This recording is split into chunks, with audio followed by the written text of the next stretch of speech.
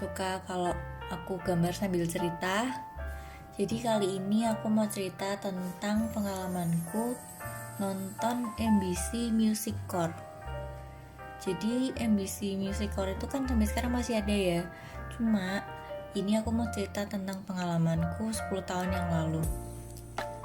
Jadi ini aku pergi ke sana itu bersamaan dengan waktu aku ketemu sama One Way.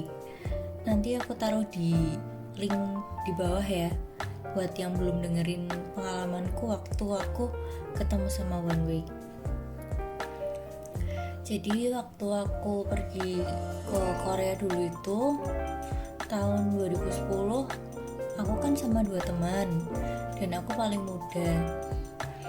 Dan teman-temanku ini sekitar 3-4 tahun lebih tua dari aku. Aku tuh lebih banyak ngikut-ngikutnya aja sih daripada kepingin apanya. Jadi waktu ke Korea itu aku cuma pengen ketemu sama One Way, jadi sisanya aku nurut aja. Dan 2 temanku ini waktu itu pengen datang ke music show. Jadi waktu itu sebelum ke Korea kan sudah survei ya, yang mana yang paling gampang kita bisa masuk, dan yang paling gampang itu music core ini. Jadi tinggal bawa CD aja kita bisa masuk, jadi nunjukin kalau kita penggemarnya fandom itu. Nah, posisinya MBC Dream Center itu, gedung yang buat music core itu agak jauh dari guest houseku. Jadi guest houseku itu lokasinya di dekat Namsan, di dekat Myeongdong. Jadi aku pagi-pagi banget harus berangkat naik kereta untuk ke sana. Daerahnya itu agak sepi kalau bisa dibilang. Dan waktu kita sampai di sana tuh agak bingung juga karena dari exit itu tuh agak jauh. Jadi kita nanya-nanya sama orang, itu orang yang nggak mau nolongin gitu loh. Kalau di Korea itu tuh kalau kita nanya orang tuh antara orang mau bantuin sampai dianterin, kalau nggak mau ya nggak mau beneran. Jadi agak ekstrim di antara dua itu. Terus akhirnya kita kan bisa nemuin tempatnya ya.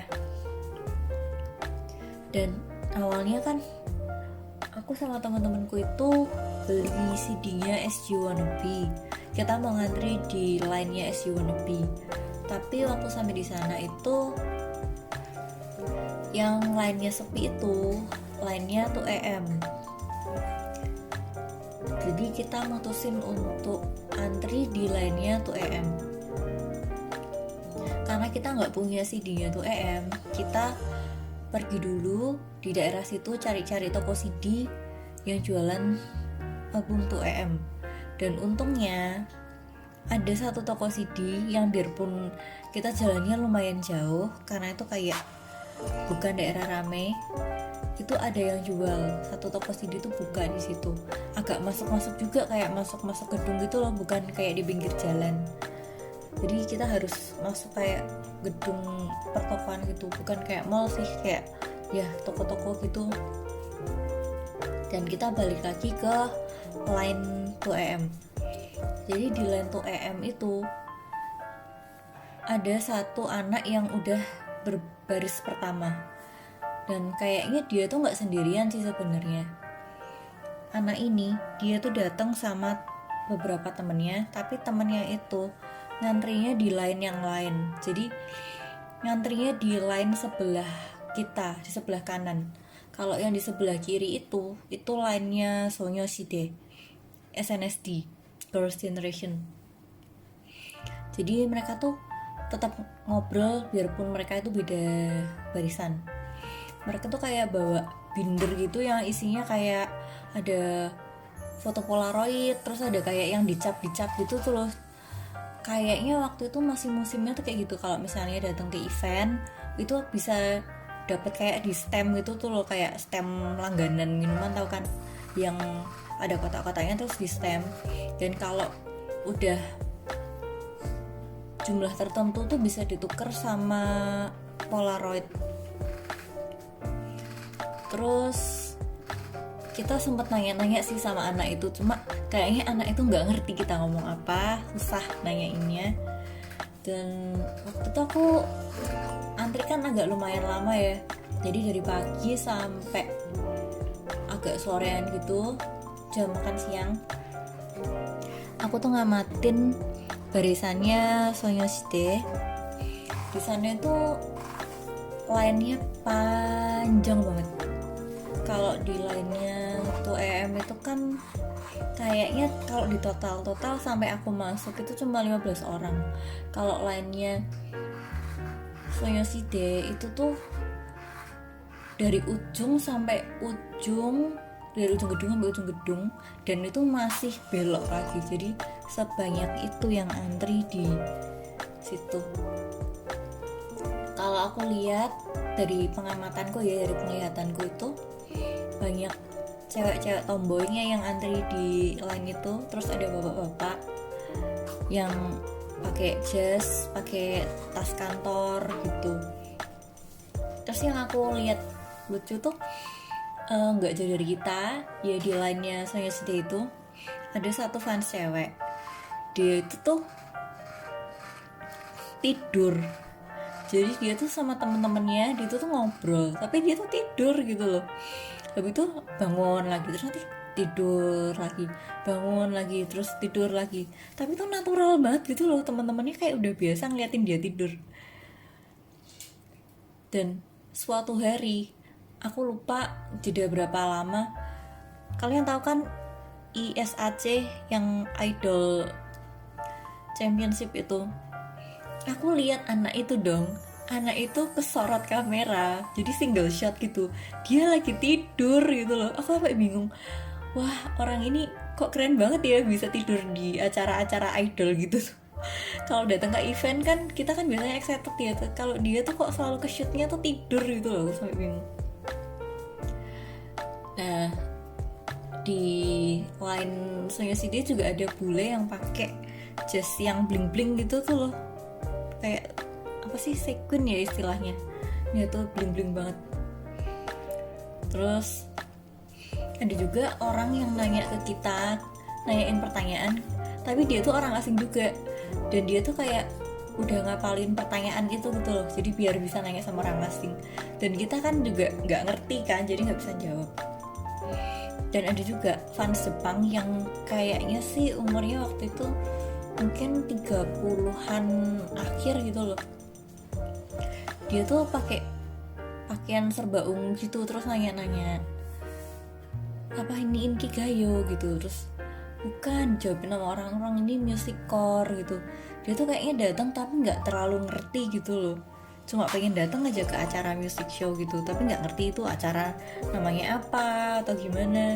Terus kan akhirnya aku sama teman-temanku kan ngajak dia ngomong, jadi aku kan bisa sedikit bahasa Jepang, sedikit banget. Aku dulu pernah belajar bahasa Jepang. Terus aku tuh nanyain, mana sendirian? Terus dia bilang iya sendirian. Terus dia nanya lagi, Indonesia gimana? Kan lagi ada bencana alam kan, waktu itu lagi ada gempa sama ada gunung meletus di mana-mana gitu loh. Jadi aku hoki banget waktu itu, malah lagi di Korea, jadi terhindar dari bencana gitu. Terus aku bilang, oh nggak apa-apa kok Indonesia, aku bilang gitu.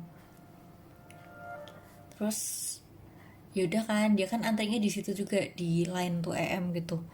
Terus sekitar jam makan siang ada staff yang nyamperin kita. Jadi di setiap line itu kan ada yang kayak ngedata kan, jadi itu tangan kita itu dikasih tulisan urutan buat masuk. Waktu itu aku dapat nomor 4. Jadi urutannya, satu anak tadi yang paling depan, terus 2 temanku, mereka nomor 2 dan nomor 3, terus aku nomor 4, dan selanjutnya yang nomor belakang-belakang. Jadi kalau pas antri itu tuh diurutin sesuai dari fan club dulu, yang masuk di fan club, terus baru fans biasa yang di belakang-belakang kayak gitu. Jadi kita tuh mundur gitu loh.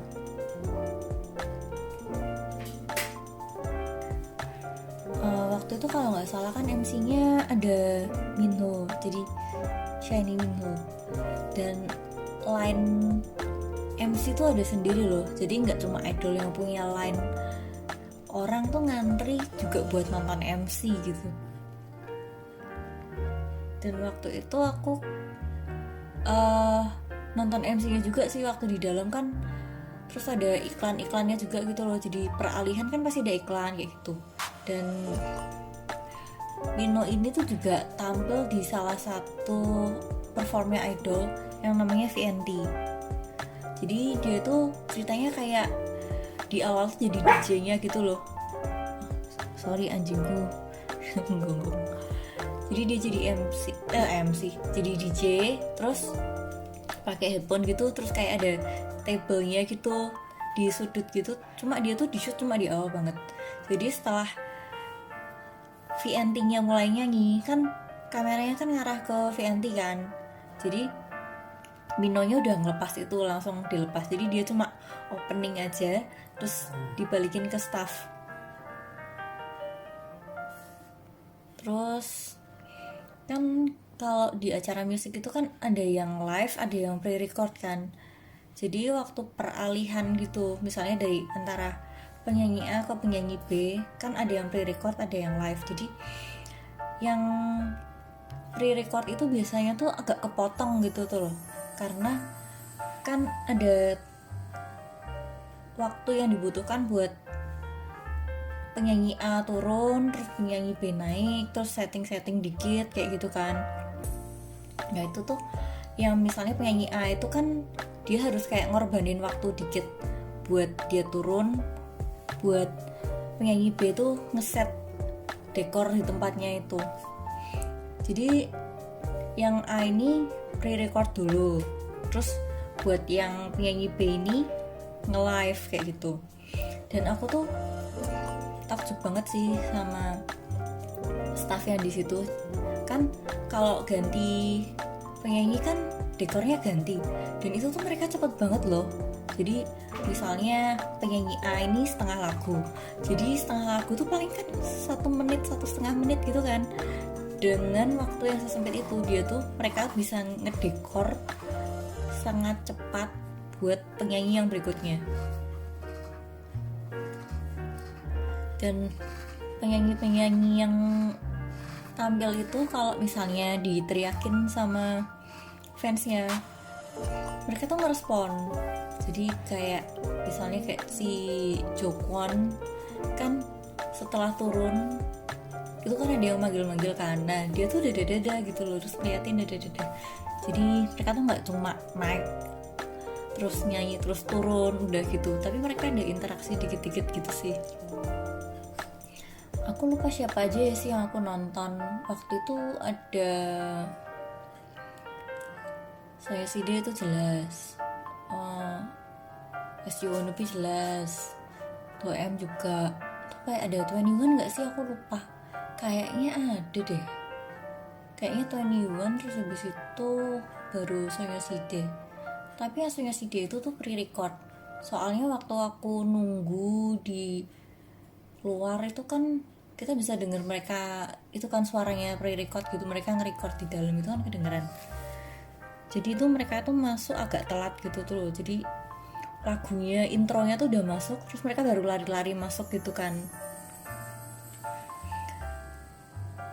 Dan setnya mereka tuh keren banget sih waktu itu. Kayak apa ya, warna orange gitu tuh loh. Terus ada tanaman-tanamannya. Kalau nggak salah itu eranya Hood. Tapi keren banget sih asli, Soyoside aku suka. Jadi setelah nonton itu ya kita keluar lagi kayak biasa. Dan waktu masuknya antri sama keluarnya itu tuh cepet banget. Jadi nggak ada yang namanya orang nyerobot, nyelonong atau nggak tertib, nggak ada. Jadi beneran rajin banget, keluar masuknya tuh rajin. Terus waktu kita udah keluar, kita kan ketemu lagi sama staff yang tadi yang nulisin di tangan itu. Terus ya udah kita say bye gitu, terus pulang deh. Jadi lumayan makan waktu sih kalau mau nonton kayak gitu. Kalian harusnya diain 1 hari sendiri. Jadi berangkat itu pagi banget, kalau nggak salah jam 6-an gitu loh. Jam 6 pagi berangkat, terus kelar nonton tuh ya sekitar jam 6 juga. Jadi 1 hari itu kamu tinggal makan malam aja waktunya untuk hari itu. Jadi kalau misalnya mau nonton, sediain waktu yang cukup, jangan kalian buru-buru mau ketemu orang lain atau gimana, soalnya takutnya nggak nyampe.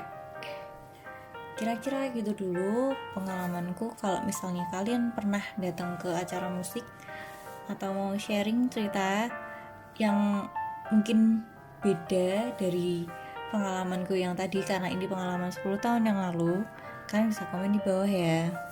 Thank you.